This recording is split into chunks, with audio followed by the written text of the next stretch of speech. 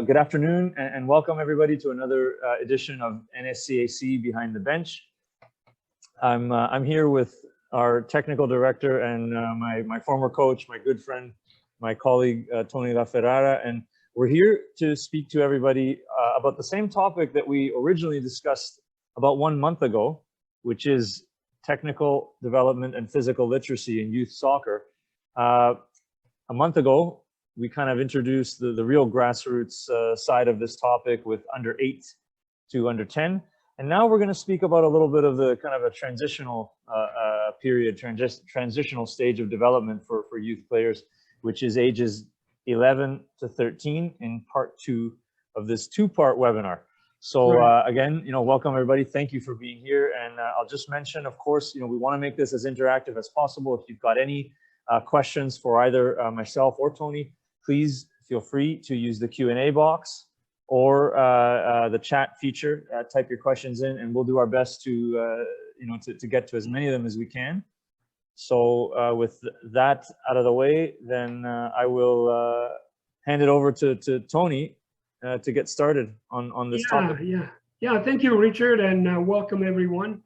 Yeah, like you said, we're going to continue with the part 2, I guess, of the player development from U7 to U13, right? And so it was a few weeks ago we stopped at U10, and so today we'll continue with U11s and 12s. But what I wanted to mention as well, Richard, is that some of the handouts that we prepared last time are on our website, and if the members can go there and download it, and the ones that we're talking about today will be on the website as well. So if you're a member, you can go and download it, and we encourage you to become a member. Let's get started. we'll kind of recap a little bit, the U9s and U10s, U8, U9s and 10s, just briefly. At this level, at this stage, they're still in, in my opinion, they're still in the basic stage. They're still in, always in a learning stage, but this is the very basic learning stage from U8, U9, U10, and U11, right? So we talked about the U7s. What do you do with these kids at U7 and U8?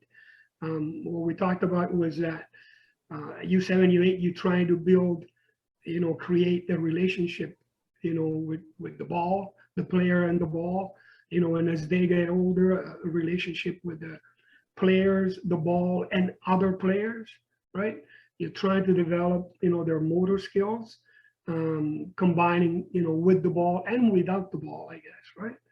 At U9, the players start at U9 and U10, they start to understand the game a little bit better, a little bit, they want to be challenged a little bit more.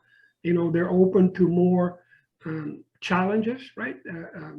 They're willing and able to learn more. I think, what I find is that most coaches will go 2 ways. They either going to try to do too much with them at that age group, or they don't do enough. And by that, doing enough is just they throw a ball in the middle and let them play. You still need to help them and support them and guide them, through their especially U9s and 10s, right?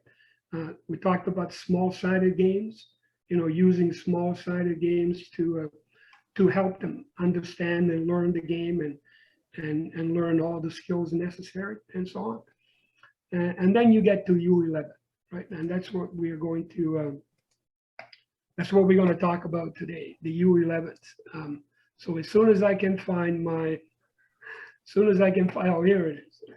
I found it, Richard, without your help. Oh, wow. All right. That's technical development. Technical development, yeah.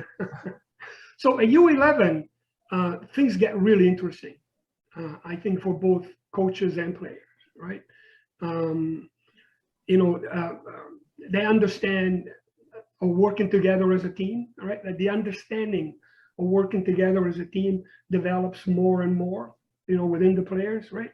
They're more aware of their own individual roles in relation to teamwork, and they're more aware of the roles and responsibility when attacking and when defending, right? Now you have, now you're playing 9v9. So the whole picture changes for every one of these players on the field, right? With 8 outfield players, right? There is less space on the field, even though the field is a little bit bigger, but it's still a little bit crowded, right?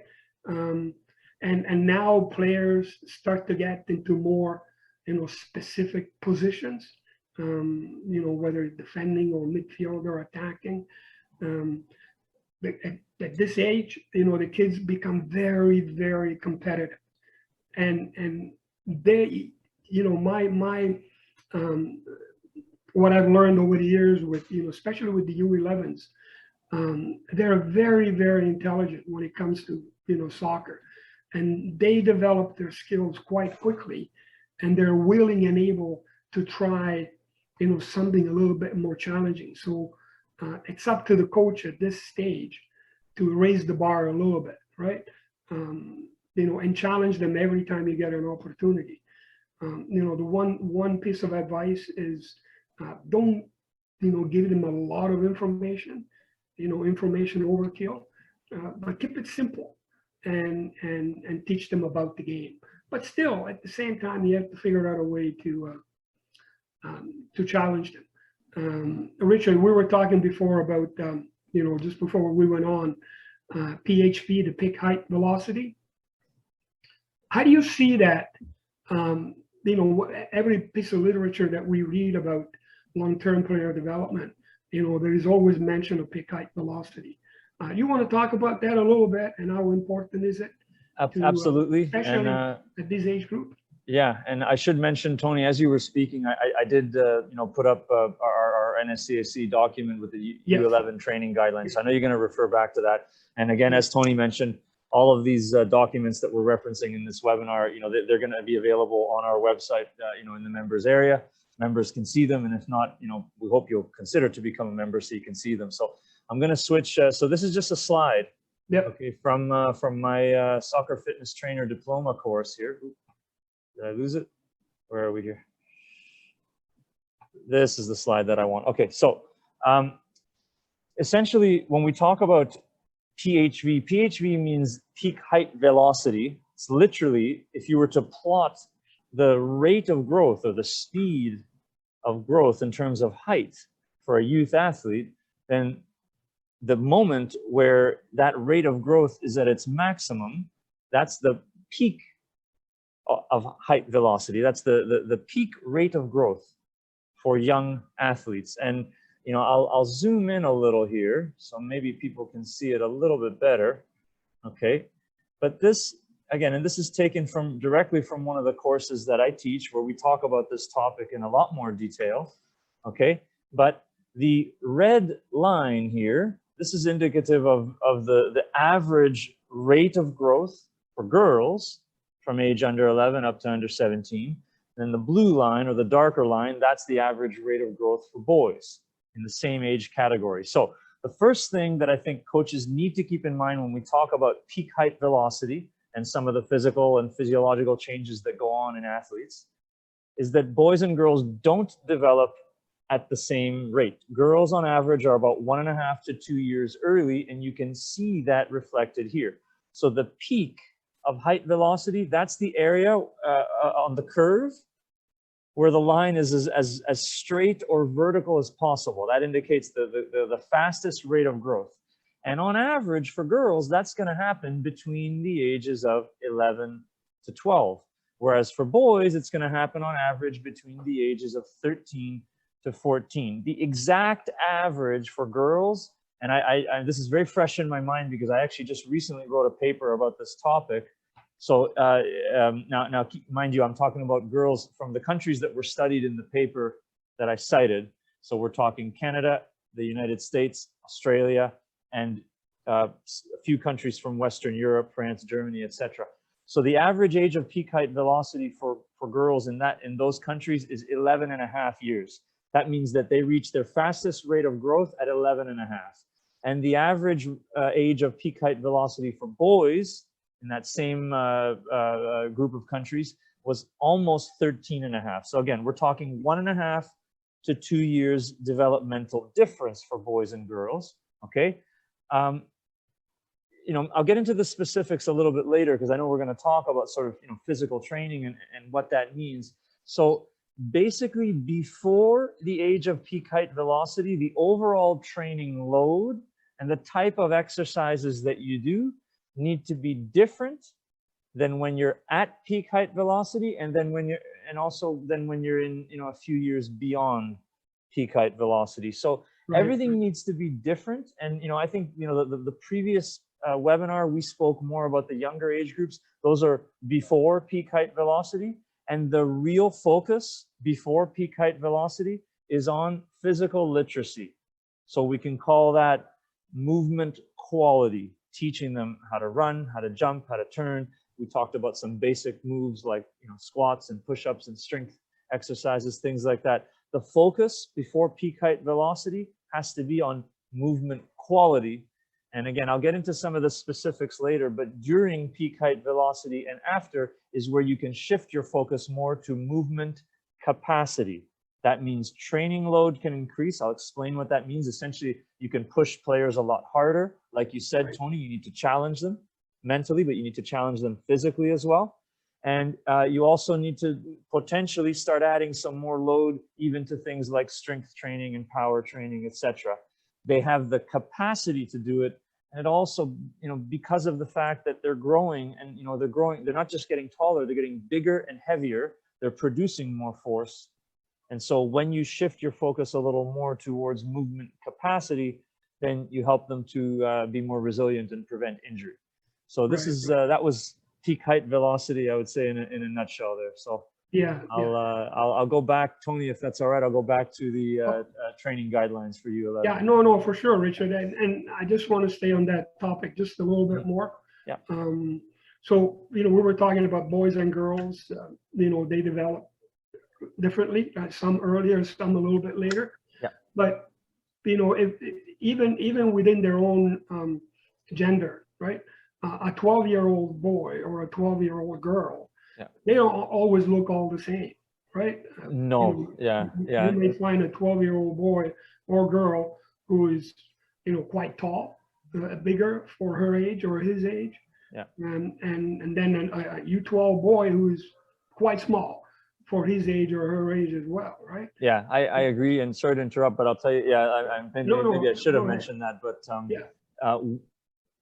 and I've done some research on this in the teams and academies that I've worked with. And typically what I've found is that on average, if you look at one team, let's just say, for example, you know, an academy under 14 boys team, even if the average age of peak height velocity might be 13.5, typically they do fall in there. There's a range, there's a variance or variability from the earliest developer to the late developer of typically, in the teams I've worked with, almost 3 years.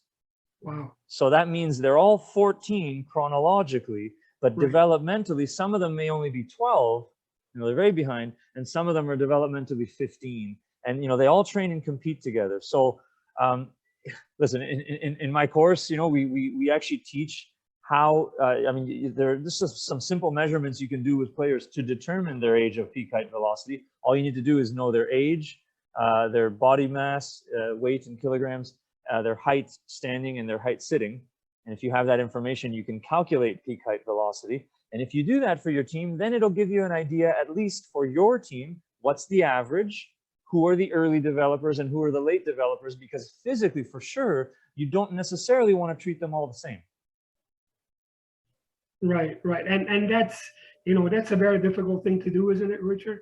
You know, when you have 14, 15 kids on the team and there are different levels of, you know, PhD, if you will, within the team, right?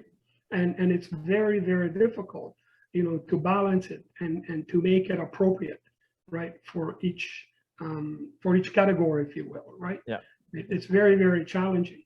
But that's why, you know, coaches cannot do this all by themselves, right? It's always good to avail yourself of, you know, quality people like yourself, Richard, you know, who can guide and and give the proper information to the coaches. Also, it is always a good idea for the coaches to have someone else, 2 or 3 assistant coaches on the team who have different tasks, right? And when it comes to developing these young kids, so that everybody on the team gets what they need, right? Instead of just treating everybody the same. I think that would be the ideal scenario, right, for developing players. Absolutely, yeah. And I would say a couple things to keep in mind is that if a player is an early developer, it doesn't just affect them physically, it also affects them mentally, meaning an early developer is more likely to have a better, let's say, soccer IQ, to be able to learn motor skills faster, to learn concept, even some of the tactical things that you teach and introduce, small-sided games and things like that. So there are little ways. I mean, a little bit later in this talk, I'm going to speak about training load, about how to calculate it. And then once you know how to calculate it, if you've got early and late developers in your group, potentially the early developers can get a higher training load than the later developers, because they're physically more advanced and able to handle it. So there are ways to do it. And as I said, it's important to keep in mind that sometimes I think coaches could tend to look at peak height velocity as if it's only a physical, or it only represents physical development. That's not really true. Development is development. If you're getting bigger, it means you're producing more testosterone, growth hormone, dopamine, etc. Your brain is changing. Your brain is growing a little bit faster than someone who's a late developer as well. So and we'll come back to this. And I just wanted to say something. So right now we're talking about the U11s, but many of these things that we're discussing now, especially PhD, of course, it applies to U11s, U12s, U13s, and so on as well, right? So it applies to to this different age groups. So just to go back and continue with what we were talking about. So we were saying that now the players are playing 9v9, right? So they need to be organized differently, right? They need to be organized into 3 lines, well, 4 lines really: the goalkeeper, the defenders, the midfielders, the forwards. And so they're learning, different tactics, right? They're learning, their different positions on the field. Now, one thing that, especially at 11 and 12, I find that many coaches, will start, will play their best players, if you will, and in more key positions, like a central midfielder or a central defender or a striker, right? And they start hiding the weaker players on the outside.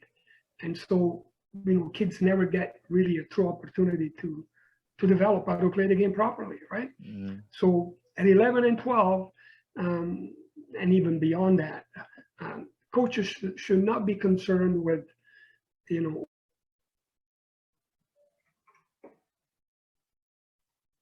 Well, might have lost Tony for a second there. Well, I'll give him a sec to try to reconnect. I hope everybody can still hear me and see me here. Looks like my internet connection is still good. So, I mean, Tony's speaking about, let's say, the tendency of coaches to try to hide, let's say, some of the weaker players and on the outside of the field. And if that happens, then those players don't get, they don't get the same opportunity to develop their skills as they would if they were in a more, central role where there's a little more action, whether that's a center back or center midfielder. And really, because, and you can see right here in the guidelines here, it looks like Tony's out, so he'll come back soon, hopefully. But you can see in the guidelines here that, coaches should not be concerned with tactics or obsessed with results. And if you're not, concerned, or, obsessed is an interesting word, but if you're not concerned as much with results of games, then, really you shouldn't spend so much time and energy, putting always your stronger players in the center of your field and your weaker players, kind of hiding them in other places. You should give everyone a chance, regardless of the fact that even if you do that, maybe you do have some players that are going to make more mistakes, possibly even cost you the results of games, because these players are still young and the focus needs to be on their development. And if you hide a weaker player at 9 or 10 or 11 years old, then that player is never going to have a chance to develop or get caught up. Whereas if you distribute not just playing time, but playing positions more equally, then you give everyone much more of a chance to develop. Okay, you know, I'll try to keep going with Tony's notes here. Okay, of course he's saying players regularly rotated either at halftime or from game to game, and I think it is important, again, not just equal playing time, but also that everybody gets a chance to play every position. And you know, I'll throw this out there from way back from my days coaching in this age category.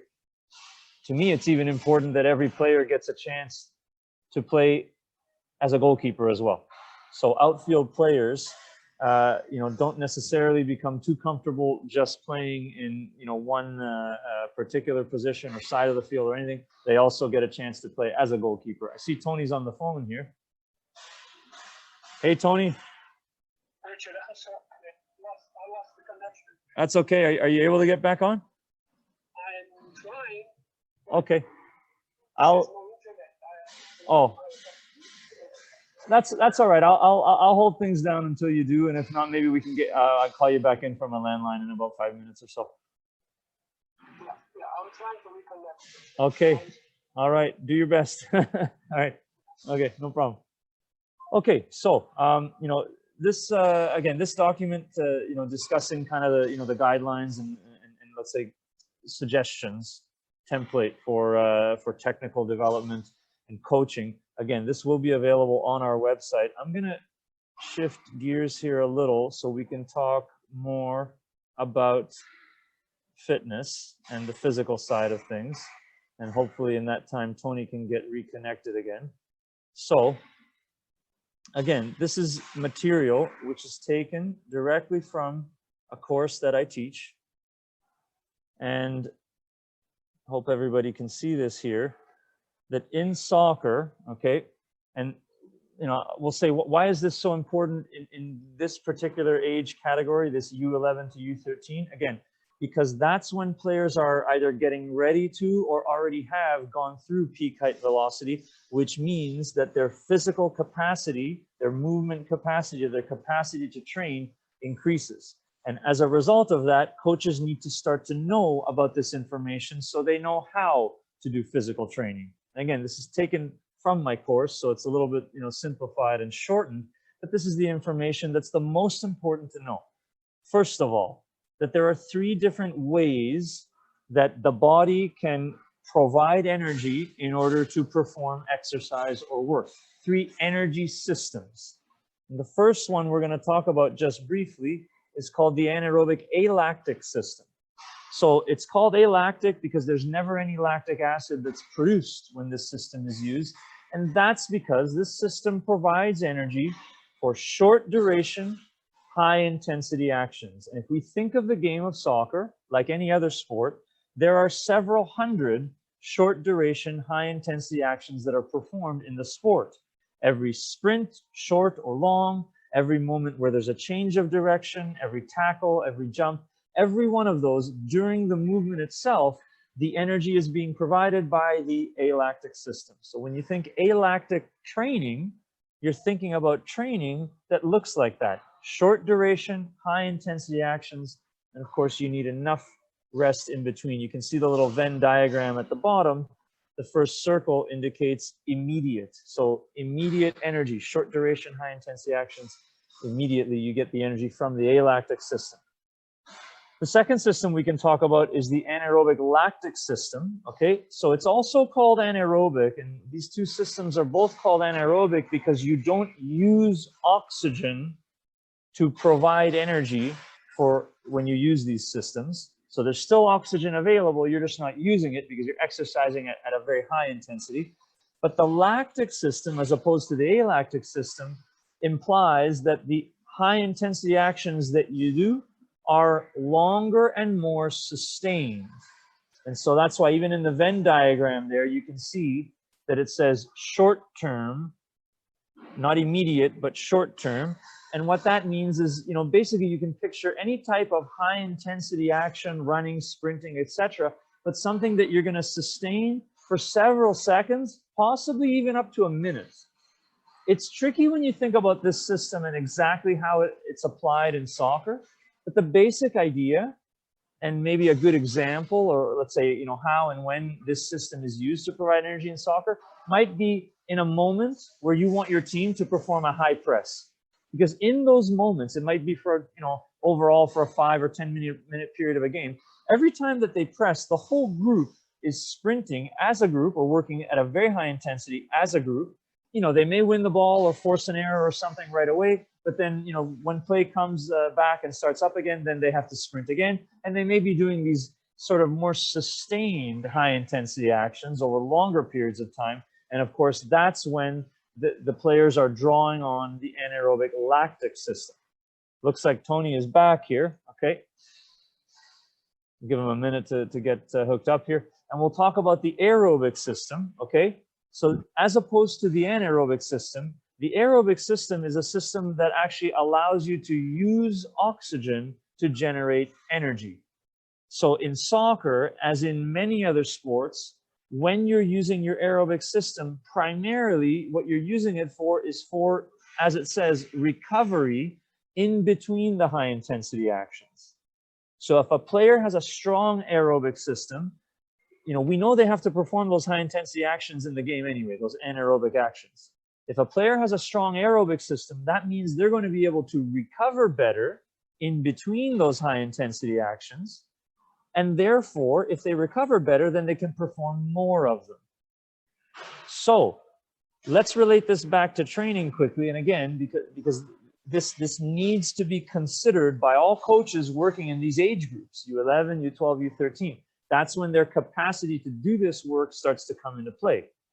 To get players to perform better anaerobically, you need to do exercises. Could be with the ball, could be without the ball, could be on the field, could be not. Of course, you know, we're here mostly talking to coaches, so we're talking mostly on the field with the ball.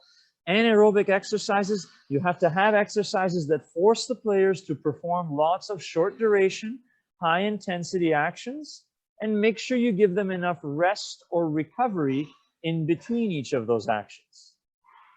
If you want to challenge the aerobic system, then what you need is you need longer, you know, really the ideal way to do it is not necessarily with an exercise, but with a small-sided game, but a longer period of time, possibly, you know, up to maybe 5 to 10 minutes of time, where they're still working at a high intensity, but they're getting little, you know, bits of rest and breaks naturally, organically through the game. Eventually, what will happen is the aerobic system will get stronger, so players will recover better in between the actions. And if you're doing lots of anaerobic work where they have to perform lots of sprints, then their ability to perform those sprints will get better. Okay. And I'll just move on to the next slide. Tony, you can hear me and see me okay now? I can hear you. You're back. All right, great. Sorry about that. Okay, no problem, no problem. So all of this in terms of how to train these systems, the good news is that, like it says here on the slide, all soccer activity and all sports, including all training, use the same activity pattern. This is the pattern, and this is basically the way you want all your training to look. Sprint, rest, sprint. And all three energy systems, the anaerobic alactic, the anaerobic lactic, and the aerobic system, all three of them can be trained using this exact same activity pattern. The only difference between the three, and I'll speak about it a little bit later, I want to bring Tony back in, but the only difference between training each of those three systems with this same model is the unique variables or characteristics for each sprint and each rest period. As an example, if you're training the alactic system, the sprints again are short and maximum intensity, and the rest will be a bit longer. If you're training the aerobic system, the sprint or the high intensity period, it might not be a one run, it might be a small game or exercise, that's going to be longer, and the rest relative to the sprint is going to be shorter. So we'll speak a bit more about this, but this is the basic concept. You've got three systems. They're all important for soccer, and they're all trained the same way. Sprint, rest, sprint. And of course, the best way, it's my opinion, but the best way to train those systems is to do it on the field with the ball, and it can be done. So Tony's back now. Let's go back and maybe I know we were speaking a little bit to we were speaking about under 11. Maybe I can we were talking, transition. Richard. We're talking about the U11s and 12s. Yeah, let's go to U12 combined, and that you know, a lot of the things we're talking about now apply to both age groups as well, right? We left it at, you know, players being able to play more than one position on the field, right? And not, you know, and I know you did a webinar recently about early specialization and late specialization. Maybe we can touch on that later on, Richard, if it's okay. Yeah, absolutely. And while you were gone, I gave my own 2 cents about that topic as well, including that I think at these age groups, not only should players play every outfield position, I think they should get a chance in goal as well. I don't know what you think about that. Oh, absolutely, 100%. Yeah. Oh, 100%, 100%. I mean, because a lot of the kids, you know, they sometimes they want to play where their parents tell them to play. You know, a lot of these kids are born strikers. Every one of them is a born striker, right? And so everybody wants to score the goals. But if they're given the opportunity to play in different places, they start to like certain positions. You know, they feel more comfortable in certain positions. And if they feel comfortable, they will develop better, right? But it's important that they try out all of these things, and then the coach doesn't hide them, you know, where they can do the least damage, right? So, you know, and that applies to, you know, basically every age group up to 13, 14, even 15, I would say, right? So players should rotate, you know, playing different positions all the time, and everybody should play the same time. You know, coaches should give everybody equal playing time. Right? You agree, Richard, don't you? I agree. Everybody should get equal playing time. So what are some of the things that, you know, again, we were talking, and we'll talk a little bit later about the formation, but, you know, what are some of the things that you can introduce, you know, into a U11 and U12 age group, right? You know, you want to continue to develop the ball mastery, right? You know, the player and the ball, right? Develop dribbling 1v1, you know, learn how to use fakes, you know, shielding the ball, you know, changing direction, right? All of those things, you know, you never learn them, right? So you're always developing them. Only that as they get older, you know, you can challenge them a little bit more, right? You know, decision making, it's another very, very important component. I guess that's, you know, that's important every time, all the time. But the U11, U12, they begin to understand what it is and start making better decisions, right? So we need to encourage that and develop that, right? You know, develop the ability to run with the ball, run away from the goal, run towards the goal. Because once the players get the ball, they always go in one direction, right? You know, teach them how also to go backwards and play the ball backwards, and teach them about possession, right? You know, introduce combination play with 2 or 3 more players. And if you never introduce it, then you never have the opportunity, you know, to continue to work on that, right? And you know, another thing that I made a note about that I think many coaches don't do is, you know, the terminology, right? The technical and tactical terminology that, you know, players don't understand they don't know what it is. Like coaches talk about, you know, overlapping runs, for example, right? But the players don't quite understand what it is.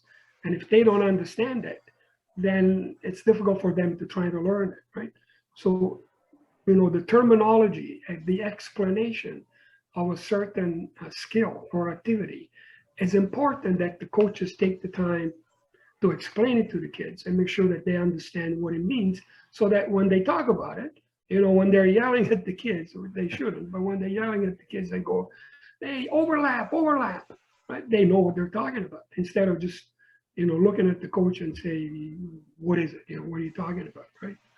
You know, developing shooting skills and so on. So, you know, at 11, like I started saying before, is, you know, the coach has more opportunities to start introducing, excuse me, the real game, right?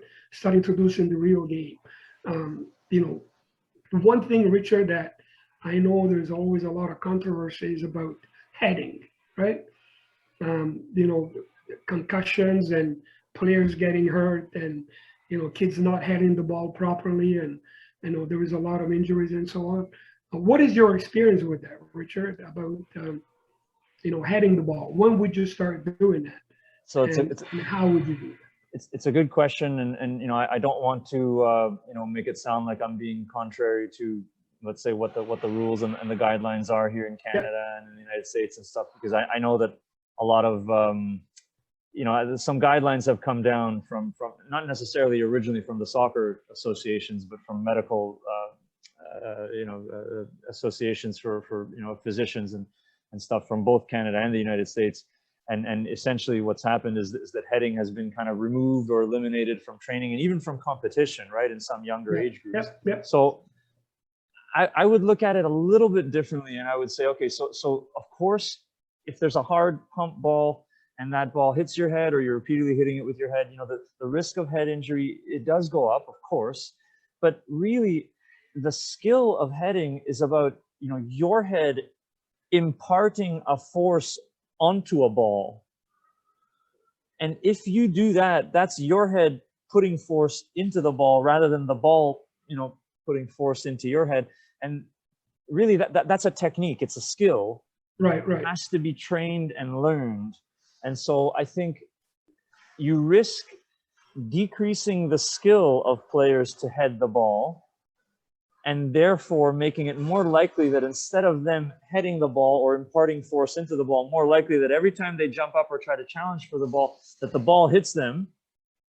And then that means the force from the ball as it's traveling, you've got gravity, you've got the speed and velocity it's traveling at, that force gets imparted more into the players' heads. And so like a player with good heading technique is going to be much less likely to sustain any concussion or head injury because their technique is better. It's much better, and their muscles in their neck are stronger, and they're able to to time the ball better, so it hits them on the hard part of the forehead rather than the top or the side. So I'm a little hesitant about eliminating it completely, but I understand, obviously you don't want to start throwing balls in the air to players if they don't know how to do it yet. I kind of like the idea of using some type of a softer ball or smaller ball. Yeah, we're just going to say that. Yeah. So you could either deflate a ball, you could use a lighter, a smaller, like a size 3 or something. There are those, those leather, like those Nerf, that are soft on the inside, those types of balls, tennis balls, maybe, things like that, and teach the technique that way in these age categories. And even before, I would even teach it before, right? Make sure they know, to keep their eyes open, keep their mouth closed, develop their technique. And that way, whenever, the physicians and the soccer associations think it's acceptable to start heading back into competition, then you get players that at least have good technique, because I think the risk is if you cut it out completely and you never train it, and then at 13 or whenever it is, you say, okay, now you can head the ball. Now all of a sudden you have a generation of players that isn't good at heading and is going to get hurt more. So but exactly. Not only they don't know how to do it, but they're going to get hurt every time the ball comes to them. They're going to get hurt. Because they don't know how to do it. I mean, in talking with a lot of coaches over the years, some of them, like you were suggesting before, are very creative. They have this lighter balls, a Nerf ball, I guess they used to call them, right? Very light, just to teach technique, nothing to do with power or distance or heading high or heading low, nothing like that. It's more about, the technique, learning to keep your eyes open, like we were saying, keep your mouth closed, right? Try to hit the ball right in the center of the head and not on the side. So, there's different ways of doing it, right? You can play, dozens and dozens of different games, but maybe using a lighter ball, would be, a good idea. And like we were saying before, because their motor skills now are, a lot more advanced, right? They're going to be able to do that, better, learn it quicker, and not get hurt as much, right? Not get hurt as much. Anyway, so I wanted to touch on that, and I'm glad, we talked about it, because I know a lot of the coaches will have questions about that. Another thing that, coaches used to ask me over the years is about principles of play. When do you start teaching them? Well, when you really think about it, you're always teaching them, right? You're always mentioning them. You're always talking about them. But, now at 11 and 12, you can start going into a little bit more specifics, if you will, right? Width is a very easy, simple principle to teach. Depth is a very simple principle to teach. The ability, to play a penetrating pass, like penetration. It's not a very difficult principle to teach. So all of those things can be done in a small-sided game, right? But it's important that the coach introduces them, talks about them, and explains them, right? So that from that point on, the kids can refer to it and understand it, right? They understand it. So when we're talking about attacking, when we're talking about defending, again, about the principles of play, we talked before about terminology, right? Technical and tactical terminology. Do they understand what the word pressure is, right? And can they do it? Or at least do they, do they have an idea what it is and how to do it, right? And then you talk about, the body position, the speed of the run, the angle, and so on, right? Pressure and cover and balance. You can start introducing that. Have some activities, some exercises that show it, right? You explain it and then you show it and then you let them do it, obviously, right?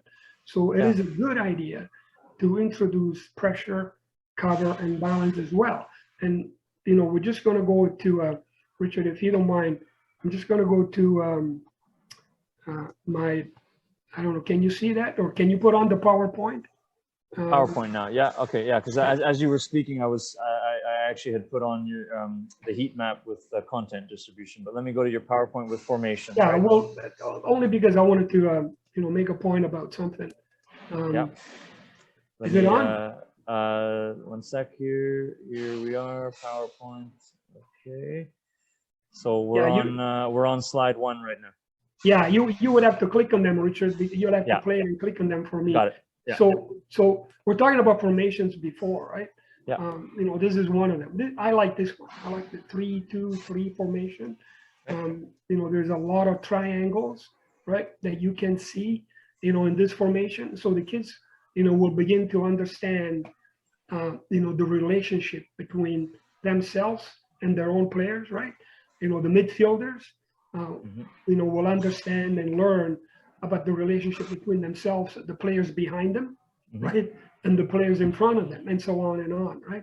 So I like this formation for, obviously, a lot of reasons we'll talk about this again. But when you set up this, if the kids don't understand the concept of width and depth, right, and penetration or support, it's going to be very, very difficult for them to learn how to play the game properly, right? They're going to be all over the place. So yes, take the time to explain it. Don't make it too complicated.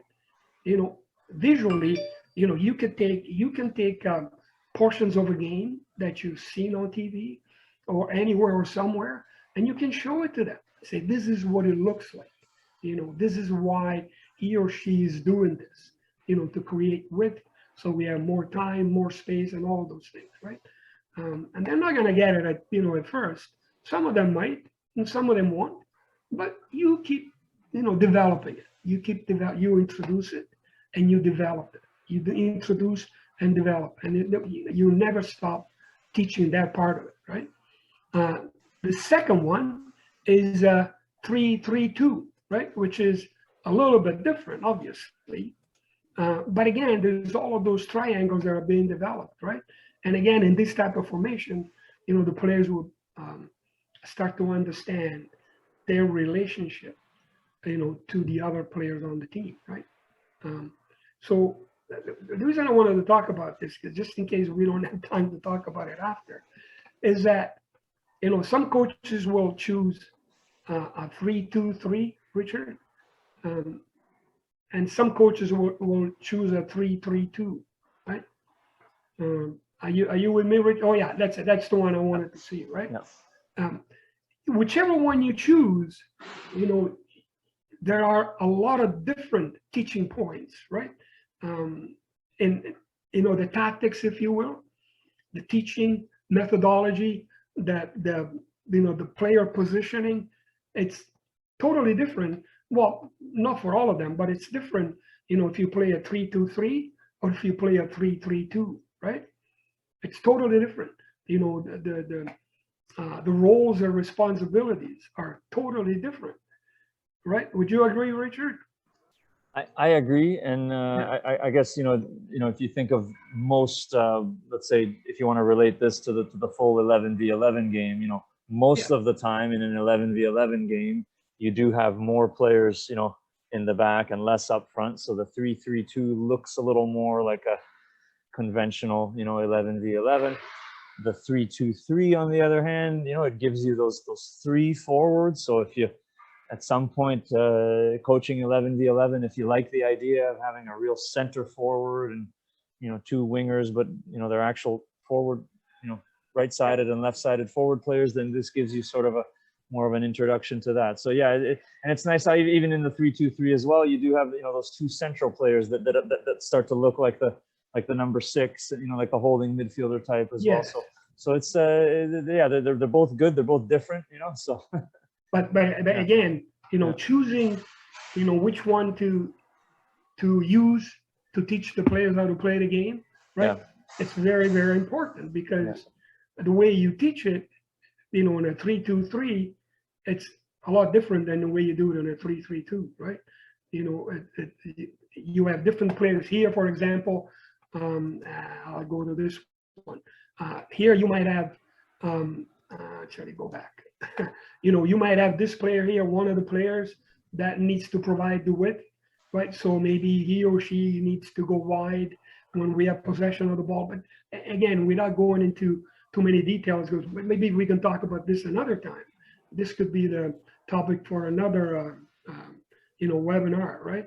But I just wanted to caution the coaches that, whichever system you choose to play, just be aware that they're totally different, and your teaching methodology will be 100% different from one to the other. With the exception of the back three, they're basically stay the same, right? But then everything else, everything else will change, right? So we'll get rid of this one, Richard. I think we're done with that one.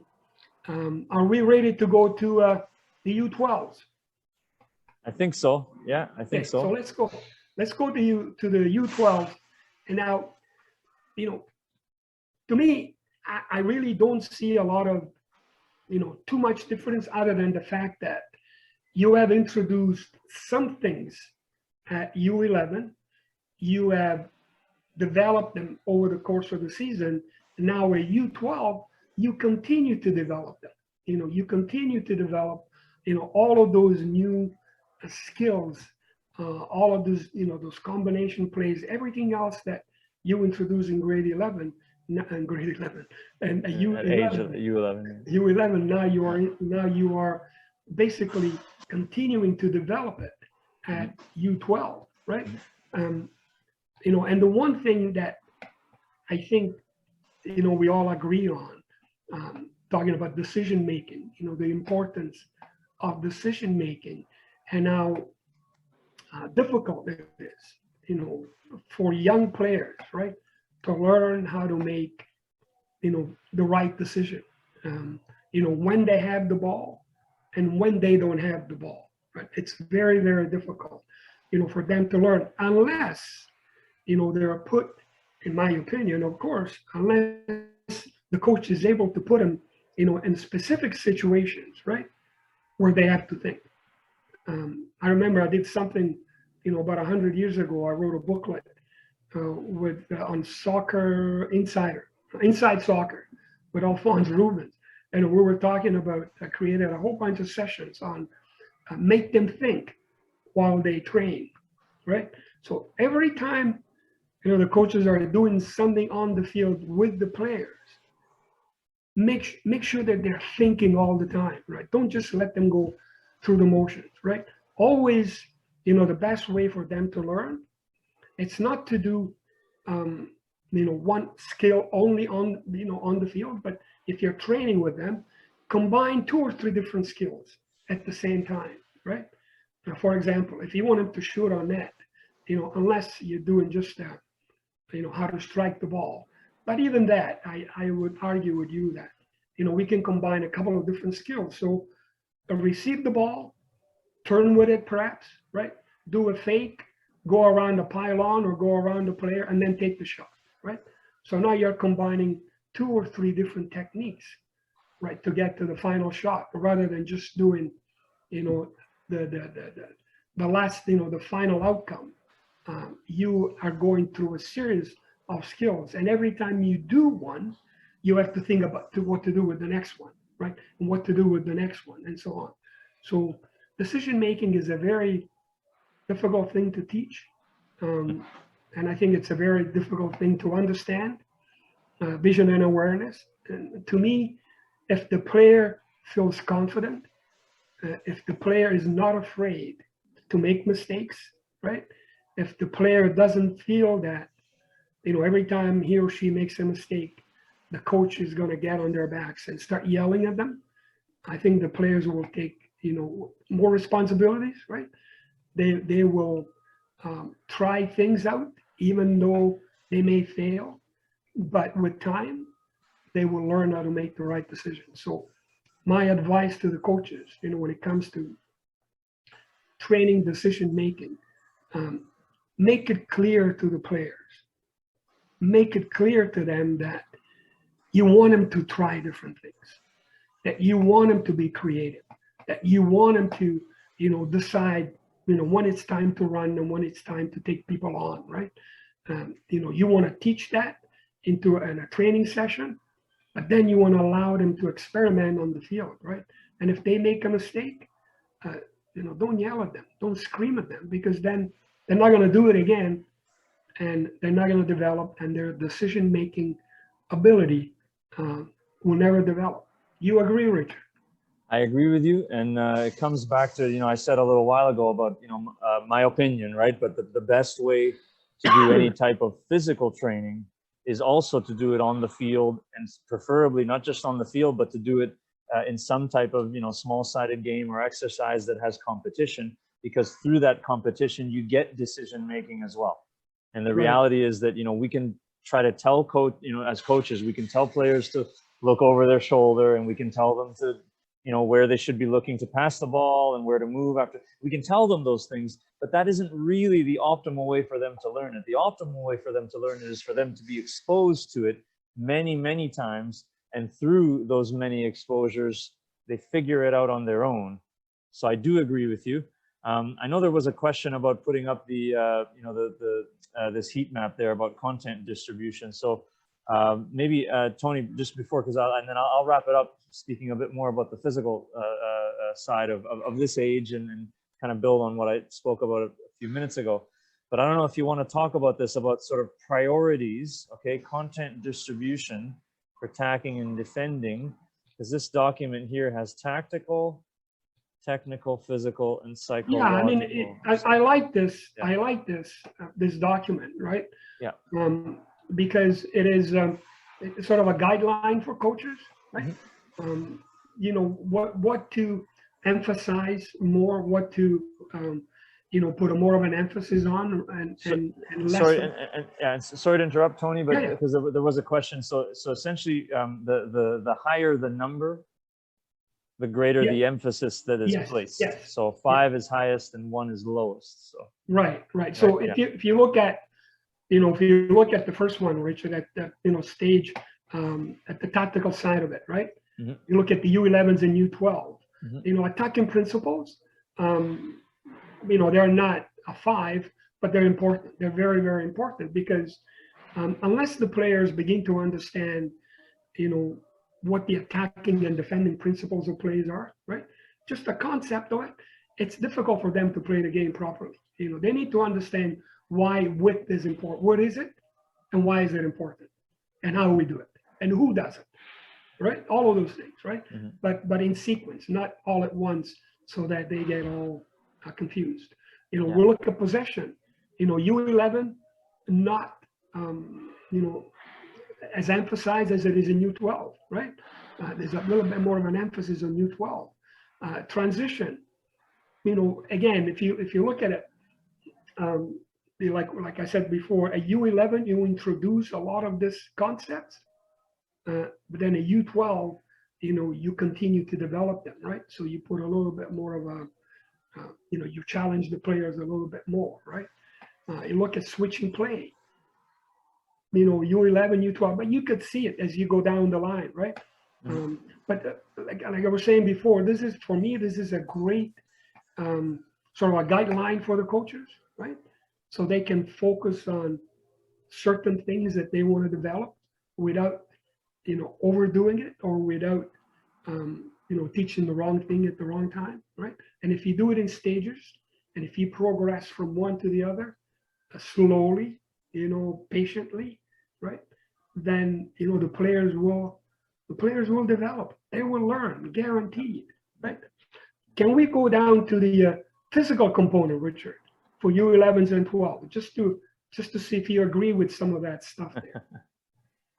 Yeah, well, I mean, if I had to summarize, right, because you've got categories, strength, endurance, speed, and if we're thinking about, the energy systems that I talked about, well, strength and speed are more anaerobic, meaning, these are types of, let's say, fitness or physical exertion where you don't really use oxygen to generate energy. And you can see strength doesn't play a big role until after age of peak height velocity. And of course, it starts to become much more important afterwards. And of the different components of strength, this one called explosive strength, and you can also call that power, is the highest priority. Why is that the highest priority? Because if a soccer player is strong but slow, it's not as helpful for them as if they are powerful, meaning they're strong and also fast. Power is the product of force and velocity. So there's more of a priority of power, and of course doesn't become a priority until later, and really until outside of the age categories that we're talking about here today. It's not so important, okay? Speed, this is interesting, right? Because, there's lots of components of speed, but, this may surprise some coaches, but speed actually is important, even in the age category that we're talking about. And particularly, you can see out of all the components of speed, you've got reaction and acceleration as the two big ones. And this is going back to, and Tony, when we finish here, I'm going to finish just with, my suggestions. Again, it's a broad overview. My suggestions for how to train. Okay, remember, you always want your exercises to have sprint, rest, and sprint. And if you're training speed, that's the alactic system, then you also want to make sure that you have exercises that involve some type of reaction. That's why you want competition or opponents. You don't just want to blow a whistle and have players run. And a focus on acceleration. The reason that acceleration is so important is because almost all of the runs that soccer players do, U11, U12, even up to the pro level or the advanced level, almost all of the runs that they do are short distance. The average distance of a sprint in soccer is about 10 to 12 meters. So that's really, it's about accelerating more than it is about actually sprinting. So the training has to reflect that. You want lots of exercises with short distance, 5, 8, 10, 12, 15 meter sprints. And that's kind of, shown in the, in the chart here. So that's good. I'm going to stop sharing this, and I'm just going to go back to my PowerPoint here, okay? Just because what I'd like to show now, hopefully everybody can see this now, okay? The 3 energy systems and how to train them. So we talked about the aerobic system, and again, that being the system where you use oxygen to provide energy. Here's how the sprints have to look in the aerobic system. They can be as little as 30 seconds, they can be as long as 10 minutes. And remember, when I say sprint, I'm talking really, this is some type of a game. Could be a 1v1 game, could be a 2v2, 3v3, up to maybe even, 7 or 8v8. But 30 seconds minimum, up to 10 minutes maximum. Small-sided games are the best way to do it. The intensity of the games should be moderate to high, about 7 to 8 out of 10. I'll explain what that means in a second. And the rest intervals in between each game, you want to have a ratio of between 1 to 1. That would mean you'd play, let's say, for 30 seconds and rest for 30 seconds. That's a work to rest ratio of 1 to 1, up to possibly as high as 3 to 1. So if you're going to go for a longer game, maybe let's say a 6-minute game or an 8-minute game. If it's a 6-minute game, you could play for 6 minutes and you could rest for only about 2 minutes. That would mean a 3 to 1 work to rest ratio. And that's how you train the aerobic system in soccer. And when you rest, you can have it active or passive. You could stand still and catch your breath, or you could have the players maybe do keep-ups or some other type of exercise while they rest, so they're not just standing still. That's the aerobic system.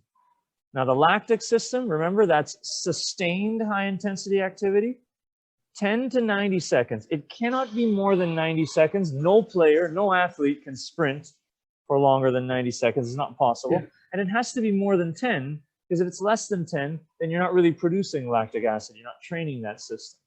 Again, small-sided games or some type of technical exercise with the ball is best.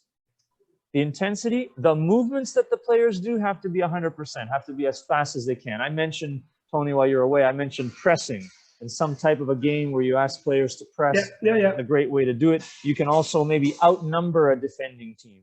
You can play 3 defenders against 5 attackers, and then the defenders will work anaerobically and if they're outnumbered. So there's lots of ways to do it, but you want the movements 100%. And the overall activity has to also be very high, okay? And that means 9 to 10 out of 10. And as I said, I'll come to that in a minute about what that means. And finally, the rest. The time of the rest needs to be 30 seconds up to 10 minutes. So the work to rest ratios become much larger, much more rest. And you need that rest, because if you don't rest, then you're going to cause a lot of fatigue, and eventually players won't be able to keep up the same intensity. Okay? And the mode needs to be passive, because the players will be tired, so they're going to just need to catch their breath at that point. You can't have them doing any other activity. And finally, sorry, Tony? Yeah. No, go ahead, Richard. Finish your thought. So finally, the alactic system. Okay? Again, the same pattern, sprint, rest, sprint, but with the alactic system, the sprints have to be short. 1 to 10 seconds. 10 seconds is an absolute maximum. Really, even a few seconds is better than that. Short distance, high intensity, 5 to 40 meters. And if you think of, how fast can a player run? Well, the fastest players in the world are going to run 40 meters in about 4 seconds. And some of the slower ones is going to take them about 5 or 6 seconds. So that's the time, right? Within 10 seconds. The speed or the intensity of the sprint, every sprint you do, if it's an exercise, you see the picture there, it's a 1v1, whatever it is, it has to be 100%. They have to go as fast as they can. Using competition is a great way to make players go as fast as they can, okay? The overall activity has to be lower. So the intensity of a speed training session cannot be 10 out of 10. It can't be, because if it is, it means that you haven't let the players rest enough and you haven't actually trained speed. This system requires recovery. So the overall intensity, if you're training this system, it has to be lower. And finally, the rest variables, again, they have to be long. A work to rest ratio, 1 to 5 up to 1 to 10. That means if you're sprinting for 5 or 6 seconds, you have to rest a whole minute before you sprint again, or else it's not training this system. Lots of rest so that they can recover. And again, the mode is passive. So I'm just gonna, screen sharing has stopped. I'm just gonna go back to this document again. You're gonna put me on the screen, Richard? Just one sec, Tony. I don't know if you're still there. I'm here. Yeah. So if I go back, because we have to talk about training load here. Okay. All right. So I mentioned about intensity of the exercise being from 0 to 10. So this is a way that you can calculate and track how hard the players are working, so that when you plan a particular exercise, you can check to make sure you got the intensity you wanted. Remember, if it's aerobic training, you're going to literally ask the players at the end of the training, how hard was this workout from 0 to 10? And if it's aerobic, it should be really a 6, a 7, or an 8. That's easy for players to understand. 6 out of 10 is 60%. 7 out of 10 is 70, and so on. If it's lower than 6 out of 10, it's not hard enough. If it's higher than 8, it's probably too hard for aerobic training. If it's anaerobic alactic, remember I said, 4, 5, or 6. It has to be lower. It has to be moderate, sort of hard. Not too hard because they need enough rest. And if it's anaerobic lactic, it has to be a 9 or a 10. It has to be very, very hard. Lots of lactic acid means the training is very intense. Yeah. So that's how you calculate intensity of training. And if you want to get the total training load, you use this formula. Volume multiplied by intensity. So remember, intensity is the score from 0 to 10. Volume is the number of minutes that you trained for. So if your training session was 90 minutes, but within that session, you just use a stopwatch, you start the watch every time players are moving and you stop it every time they're standing still. Maybe at the end of that, you get 60 minutes or 65 or whatever it is. You can calculate training load by multiplying those two variables. How long they train for multiplied by intensity. Okay? And remember that as we get into this, U11, U12, and so on, more for girls than for boys because girls are developmentally ahead. But even with boys, as they go, start approaching peak height velocity, they can handle a higher training load.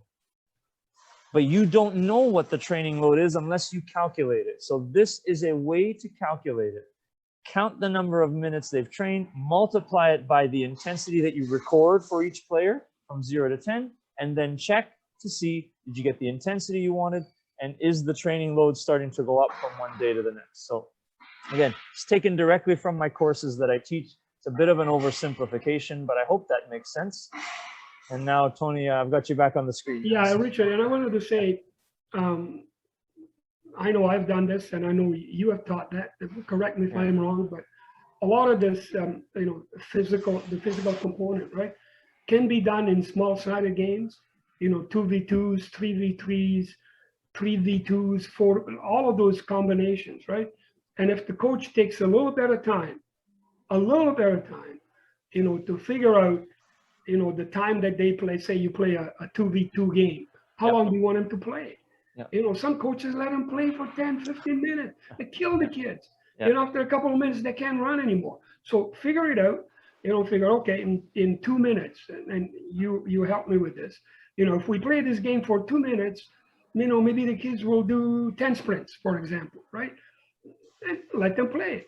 Blow the whistle, 2 minutes later, stop, rest, have a drink or whatever, and then play again or change, play against another team, right? A lot of these things can be done in a small-sided game environment, 2v2, and you're killing two birds, more than two birds. You're getting everything, yeah. Where you're getting the fitness, you're getting the technical, getting everything in there rather than doing it, separately. The other thing I wanted to add, go ahead, Richard. Oh yeah, just I wanted to touch on what you said there, Tony. So there's actually one of our clinics where we did this on behalf of the NSCAC a few years ago. We had a group of players playing in a 1v1 session where the focus was on defending, okay? And that 1v1, it is a small-sided game, okay? It's available to members if you want to go on the website and look for the clinic. But you can use that 1v1 game to train any one of the 3 energy systems. It only depends on how long they play for. Remember the sprint interval, how long it is, the distance and everything, which affects the intensity of it, and how much rest you give in between. I actually showed that exercise as a way to train the aerobic system because we had groups of only 4 on each side. So one, group would be working while 3 were resting. So a work to rest ratio, 1 to 3, that was actually high enough that it trained the aerobic system. If you wanted to make it more anaerobic, you might have groups of 5 or 6. And by doing that, you give more rest. Yeah. So you can actually, some of these exercises, right? You can actually train any one of the 3 energy systems with the same exercise just by manipulating some of the variables in it. So, and it pays off if the coaches take a little bit of time to consult with guys like yourself or to find the information. Once you do it 2 or 3 times, then it becomes normal, for the coaches to plan it properly. So you can maximize, your training time, right? You don't have, I see coaches still at this time, they train for 45 minutes and then they take 20, 25 minutes to make them do sprints. Why? Why? Combine, put it all together, take the time to plan it, right? Yeah. And run it by people that know and say, hey, I'm doing this. Talk to your club head coach, to your technical director, right? Hey, I'm doing this. What do you think? Good, bad, or what? And then do it. But trying to maximize the training time on the field. And before we go, Richard, I just want to remind everybody, apologize for, my internet problem. But, all of the handouts will be on our website again. And please, if you're a member, download them. have a look at them. And if you agree with what you read, let us know and say, hey, I like that. I agree with it. I'm going to use it. If you don't agree, let us know anyway. Actually, we want you to let us know if you don't agree with it, because if we need to change anything or fix anything, we'd love to do that. We want to make sure that, that is as accurate and as perfect as possible. So, let's stay in touch and download the stuff. And, the one thing that we would like to do at one point, you didn't know this, Richard, yet, but now you do, is maybe, to talk about, small-sided games and how you can use small-sided games for a number of things. How to teach the principles of play, how to enhance, the physical literacy and the physical ability of the kids. Everything done through, small-sided games. Perhaps, that would be a good, project to do in the summer and get coaches ready for the winter, because a lot of this stuff, you can do in the winter where you don't have a lot of space, right? And so on. So yeah, so there you go. Another great idea for another webinar. So I want to answer Milan asked a question here. So he just said, if a team trains twice a week plus a game, how would you structure the 3-system training? I think you're talking about the 3 energy systems. So it's a great question. I'd have to, it's a long answer, I think, so I have to make my answer short, and maybe we need to do another topic just on periodization. But basically, you need periodization. You need to plan different phases of time throughout the year, small, maybe a 2-week block or a 3-week block. And in each of those blocks, you prioritize one of the 3 systems. You don't exclusively train that system, because soccer needs all 3. And if you exclusively train one system, it means you neglect the other 2, and that's not good. So let's just say you want to block up, separate your training into blocks of 3 weeks at a time. In one block of 3 weeks, you've got 2 sessions a week. So maybe, at least one of the sessions is always going to be aerobic. And then the other session rotates between aerobic and anaerobic. So that block of time, you're doing much more aerobic. And then in the next block of 3 weeks, you switch it. So you have your 2 sessions. One of them is always anaerobic, and the other one rotates between aerobic and anaerobic. It's a bit of an oversimplification, but that's the basic idea, because that way you get enough of a stimulus to each system that they don't decline, but you prioritize one over the other. And again, maybe we do need to do another talk about periodization as well. Well, Richard, I mean, you can never do enough, right? When it comes to coaching and teaching and learning, you could be talking about this every week about something different, right? Yeah. I mean, another interesting topic. Again, we're going to work on that, right? We're going to work on that, the small-sided games to develop all of these things. But also, one of the things that I know coaches have asked me over the years is, everybody likes, the system of play, playing with 3-3-2, 3-2-3. We're talking about the 9v9, right? Which one is better and why? But, we all know there's no such thing as a better one, right? But my point is, how can we use the 3-3-2 or the 3-2-3, right, to teach the game, to teach, the game properly? How do you do it in a 3-2-3, and how do you do it in a 3-3-2? And somebody asked me the question a long time ago is, why don't we play them both? Why don't you let them play 3-3-2, let's say at U11, and then U12, play the other one, right? I don't know what I said first. Play the other one. And so, now that, the play is really, is it too much? Is it too confusing? Is it, I don't know. But the thing is that, you always want to challenge your players. And I think if you teach them about the principles of play, and if they understand the concept of width, depth and penetration, then you can challenge them, in a different learning environment, which is, a 3-3-2, right? Or a 3-2-3. The important thing is that they understand the concept, and then they're able to apply them to whatever environment, they have, they're in, right? At 15, 16, at 18, You know, they go to university, they go play with TFC, whatever it is, right? But they played one way all the time. And now, you know, they have to adjust to another system.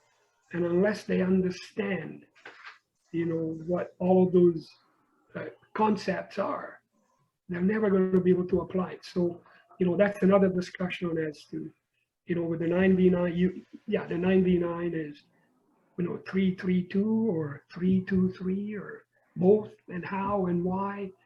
And it's interesting. I mean, for me, I love that stuff. I mean, it's interesting, but Yeah. I like to hear from the coaches, you know, send us a note and say, I prefer the 3-3-2 because, or the 3-2-3 because, right? And I'm sure they're all valid and they're all good and they all have their own, you know, pros and cons. But should we teach them both? Should we, you know, really challenge the players, right, to think all the time, think all the time. So they're gonna fail. So what? Big deal. You know, it's not important, right? But they're gonna learn anyway. They're done for the day, Richard. All right. Well, maybe that's a good time for us to wrap it up. I'll say, you know, thank you everyone for listening, of course, and Tony, you know, thank you very much. It's always a pleasure to speak to you. I know every time I talk to you, I go home with a headache. Honest to God. I mean, good. I listen to you stuff and I go, okay. I hope it's because you're learning and not just because it's. No, because I'm learning. Okay, all right, good. Okay. No, too much. I mean, my head just cannot handle all of that. Oh, by the way, there was a question about Bielsa's murder ball. Oh, murder ball. Oh, Yeah. okay. I didn't see that last question there. Okay. Yeah. You know what that is? I have no idea what it is. Okay, so I mean, I think Bielsa, you know, the guy is nuts anyway. He doesn't do anything crazy. Yeah, But, I think it's Tijome, if I'm saying that right, but I think we might need to leave that one for another day. But the basic idea with murder ball, it's a form of lactic acid training, and he's also trying to, you know, it's a very high intense type of training, more or less to try to build lactic acid tolerance and mental toughness.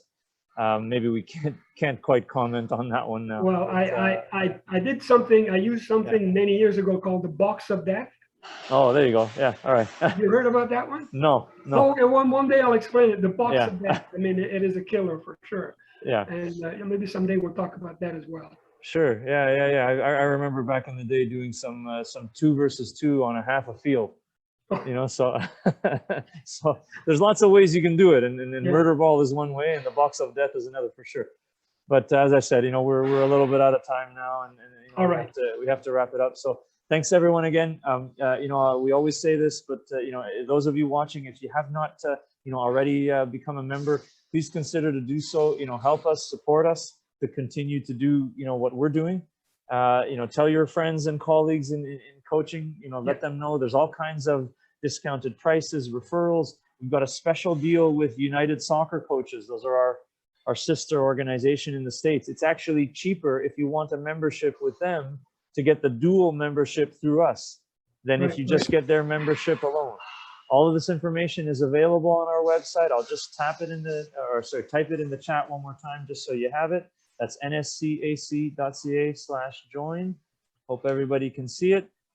We will and while you're doing that, Richard, I want to remind everybody that next week we're going to talk about the Euro, and we're going to have a panel. We're going to talk about, you know, the different teams, and we're going to talk about just the Euro in general. You know, some of the games that have been played and some predictions and stuff, and you know, we can all join in and have fun with that. And we're planning a big one, either in the fall or the winter, where we do sort of a technical or tactical, I guess, summary of the Euro 2000. You know, we'll look at different teams, different formations, and, you know, who did what and why and how successful they were and so on and on. So we're planning that for the fall, maybe October, November, because we need time to put it together. But join us next week for a chat about, you know, the Euro and why Italy is going to win it. And of course, we can all agree on that. So. Yeah, we can all agree. Okay. All right. All right, so Richard. Thank you very much. Thank you, everyone. All right. Thanks, Richard. Take care. We'll see you all next time. Bye-bye. Ciao.